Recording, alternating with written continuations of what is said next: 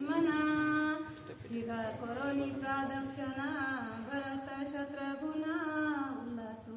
भरताला सुद्धा त्या ठिकाणी आनंद झाला आणि त्या ठिकाणी असणारा शत्रुघ्नाला सुद्धा आनंद झालेला आहे। त्या ठिकाणी प्रभू रामचंद्राचं दर्शन घेतलं, लक्ष्मणाचं दर्शन घेतलं, सीतामाईचं असणारं दर्शन घेतलं आणि त्या तिघांना असणारा प्रदक्षिणा घातला आणि नंतर असणारा भरत आणि शत्रुघ्न त्या चित्रकूट पर्वतावरून निघालेले आहे।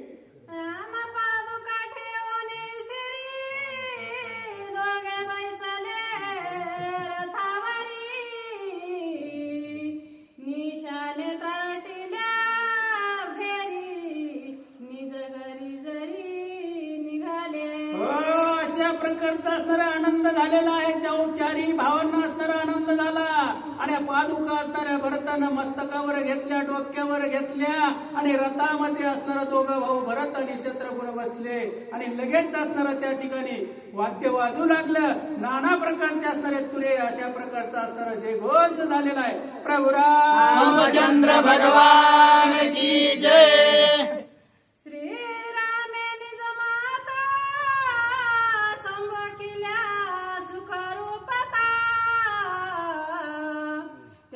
चरणी ठेवली माथा त्याही समस्ता बोलविल्या। त्या ठिकाणी असणारा सर्वांना असणारा त्या ठिकाणी भावंडांना असणार त्या आपल्या माता आलेल्या होत्या असणारा त्या ठिकाणी कौशल्या, त्या ठिकाणी असणार सौमित्रा आणि त्या मातेच्या असणारावर पायावर असणार मस्तक ठेवलं आणि त्या ठिकाणी अशा प्रकारचा असणारा नमस्कार केलेला आहे। सैन्य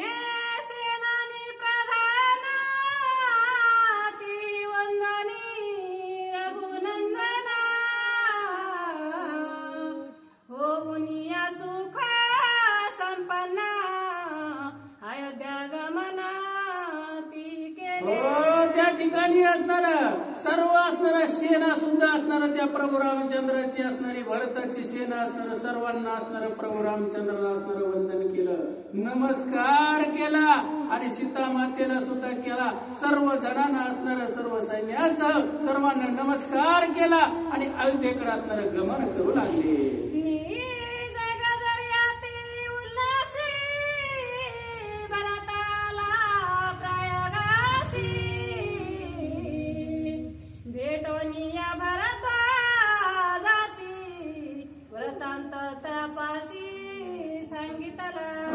अशा प्रकारचं असणार वाद्य वाजत गाजत असणार रथामध्ये असणार त्या ठिकाणी भरत शत्रुघ्न असणार प्रयागराज तीर्थावर आले।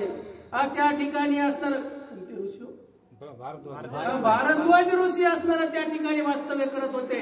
त्यांच्या जवळ आला भरत शत्रुघ्नाने नमस्कार केला नाही, साष्टांग लोटांगण घातलं आणि सर्व व्रतांचं असणार भारद्वाज ऋषीला सांगितलेलं आहे। श्रीराम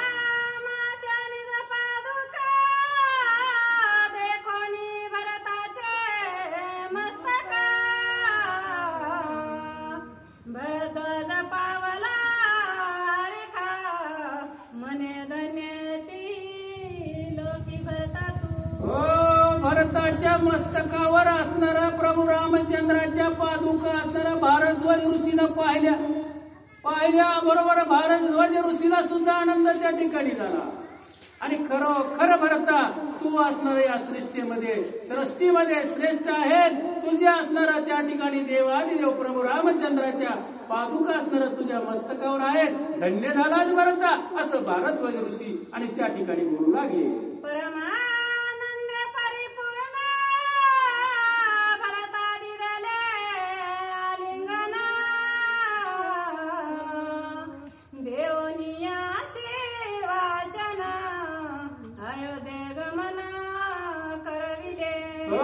भारद्वाज ऋषीने भरताला पाहिलं, त्या ठिकाणी आलिंगन दिलं। कोणतं आलिंगन? परमानंद। आनंद वेगळा आणि परमानंद वेगळा। परमानंद असणारा त्या ठिकाणी भारद्वाज ऋषीला त्या ठिकाणी प्रगट झाला, भरताला आलिंगन दिलं आणि भरताला आणि शत्रुघ्नाला अयोध्येच्या मार्गाने असणार त्या ठिकाणी मार्गस्थ केलेला आहे बरं का।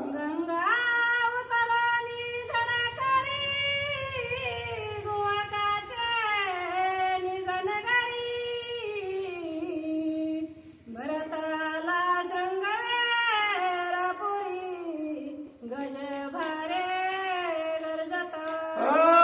सैन्यासह असणार रथ घेऊन असणार गंगेच्या पलीकडे असणार ओलांडून असणार त्या ठिकाणी राहणार असणारा कोण आहे आणि तो असणारा श्रंगारपुरी अशा प्रकारचं नगर आहे आणि त्या ठिकाणी कुहक नावाचा असणारा त्या ठिकाणी राहतोय आणि राहील त्या ठिकाणी असणारे गेल्यानंतर आणि भरत आणि शत्रुघ्न पुढे काय करतात ते ऐका. राम पादुका देखोनी श्री गुहा कलोटांगना करी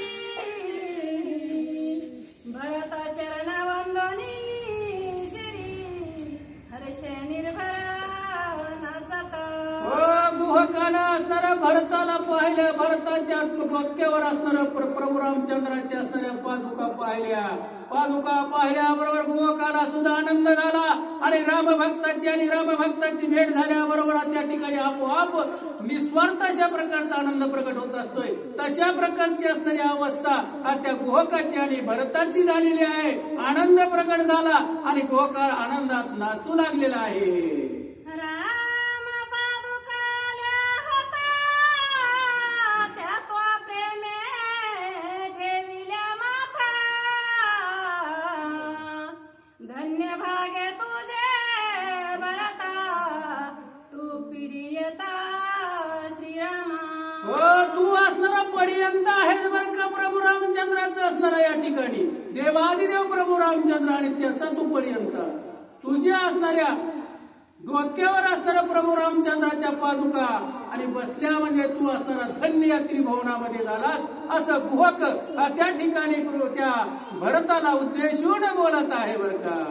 भेटी देवानी गुहकासी परम सुख झाले त्यासी भरत निघाला अयोध्येसी निज सैन्यासी सत्वर. त्या ठिकाणी गुहकाला असणारी भेट दिली भरतानं. भरताची आणि गुहकाची असणारी भेट झाली. दोघांमध्ये असणारा त्या ठिकाणी मिलन झाल्यामुळे दोन्ही असणारे निश्चिम रामभक्त आहेत, वैराग्यशील आहेत म्हणून त्या ठिकाणी आनंद झालेला आणि गुहकानं असणारं भरताला आणि शत्रुघ्नाला असणारं अयोध्येच्या रस्त्यानं असणारं मार्गस्थ केलं. अशा प्रकारची कथा त्या ठिकाणी झाली म्हणून सांगतात. अयोध्या देखोनी भरता सुखनी पजे त्याच्या चित्ता तेथे माता ठेवणी समजता होय निघता नंदीग्रामा. हो अशा प्रकारचं असणारं त्या ठिकाणी अयोध्येला पाहिल्या बरोबर असणारं त्या ठिकाणी आनंद झालेला आहे.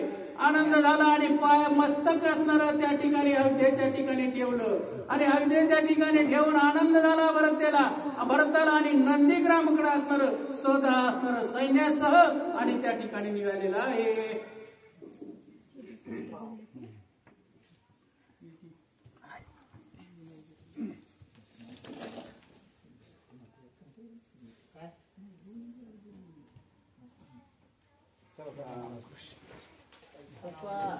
उलटाने लावायचं म्हणजे त्यांना कळतं की आता आपलं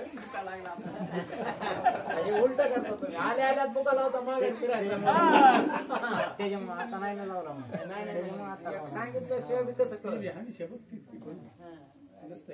नाही पण सांगितल्याशिवाय तरी आपल्याला ह्यांना दुसऱ्या पासून झाले ह्यांना बुका लावायच्या ह्यांना उठा म्हणायची गरज नाही. 67 झाल्या पुन्हा कोणाला सांगायची